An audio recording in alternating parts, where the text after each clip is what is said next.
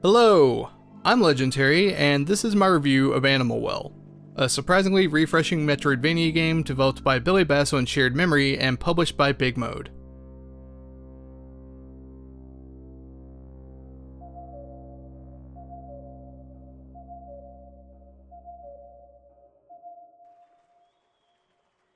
Animal Well is not the first big indie game of the year, but it's certainly one of the most intriguing and sure to be one of the most memorable. If there's any reason you've heard its name crop up lately, it's likely because, for one, the game looks like a mysterious dreamscape with fantastically creepy artwork behind a CRT filter, and two, because of who's publishing it. This is the first title being published under BIGMODE, a company founded by internet funny guy and fellow YouTuber VideogameDunkey. Now, just to be clear, BIGMODE are publishers, not the developers of the game. They handle the marketing and some of the business. I just want to make that distinction here because I've seen some people refer to Animal Well as Dunkey's game, and it feels like one hell of a disservice pushing aside Billy Basso's hard work that way. No shade to Dunkey himself, Leah, and the rest of their team though. They've done a pretty great job of giving Billy credit for the game themselves and finding fun ways to promote it. Now, Animal Well is a game that's really difficult to talk about without ruining the surprise of experiencing it for yourself, so I'm going to speak pretty broadly about most of it and keep it relatively short. To start, it's a Metroidvania, where you play as a little blob person stuck at the bottom of a labyrinthian well, which is full of all sorts of animals. Gee, how descriptive. I know. It's all about the atmosphere and exploration. The environment feels foreign, but also somehow nostalgic, like a ruined city that nature is reclaiming as its own. The extremely detailed lighting reflects off the walls and the creatures, setting them apart from the dim and distorted backgrounds.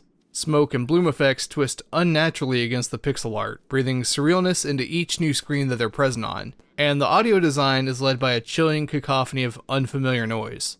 It's like being alone in a jungle at night, unable to pinpoint what the sounds you're hearing are coming from and what their maker's intentions truly are. The map is absolutely sprawling, and if you're anything like me, you're gonna spend lots of time getting lost in it. But please, don't let that thought deter you. Like most Metroidvanias, part of the fun is committing the layout of the world to memory until you know it like the back of your hand. But the best part of this game's exploration is traveling back through the same areas over and over again, and realizing that you only discovered a fraction of the ways to move around through it on your first couple of excursions. There's practically zero empty space going to waste here. Where most Metroidvania games would have you collecting some basic types of power-ups with instantly recognizable purposes, Animal Well offers you a small pile of discarded children's toys and other oddities. Every time you find one, it's like, well, what the hell am I supposed to do with this? Selecting it in the inventory doesn't clue you in, so naturally you just start playing around with whatever it is until you find out what kinds of properties it has.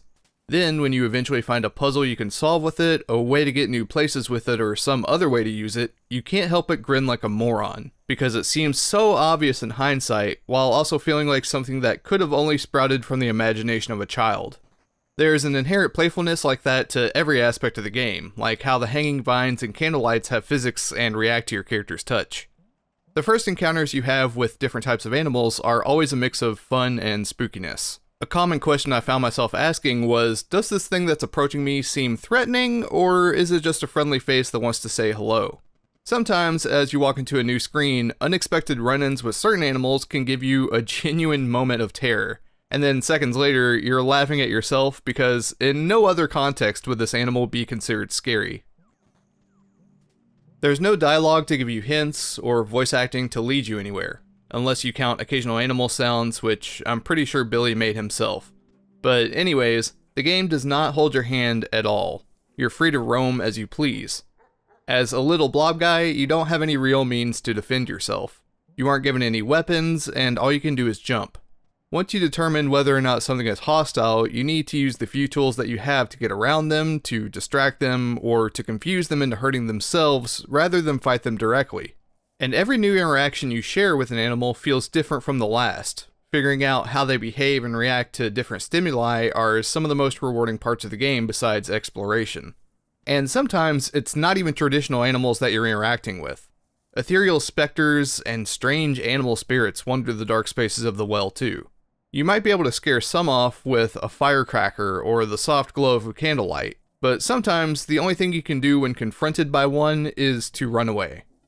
And then there are the secrets. Oh man, there are so many hidden secrets.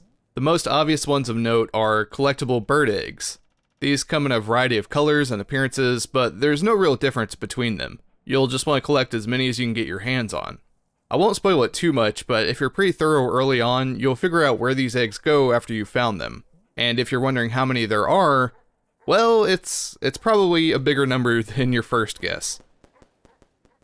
Collecting different amounts will open up the game a little bit and probably make your time exploring slightly more enjoyable. But these hidden eggs are really only the first layer of secrets, as there are many, which are much more heavily guarded and interesting.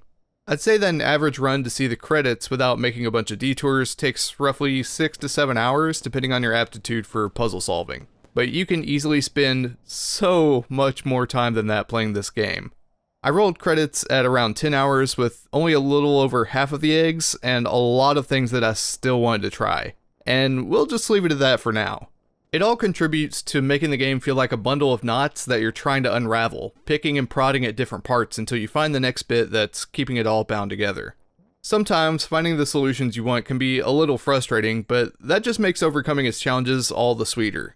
If you get truly stumped by something mysterious, try coming back later, and maybe with some help from the internet. It's hauntingly beautiful, it brings new ideas to the table, and each piece of its peculiar world feels lovingly handcrafted. In a genre that's populated by a seemingly endless stream of titles from developers big and small, Animal Well successfully deviates from the traditional look, sounds, and gameplay structure that the foundations were built upon. Billy, you can take a bow, and Dunkey, you chose a great game to bet on for BIGMODE's debut. Animal Well receives a 9.5 out of 10.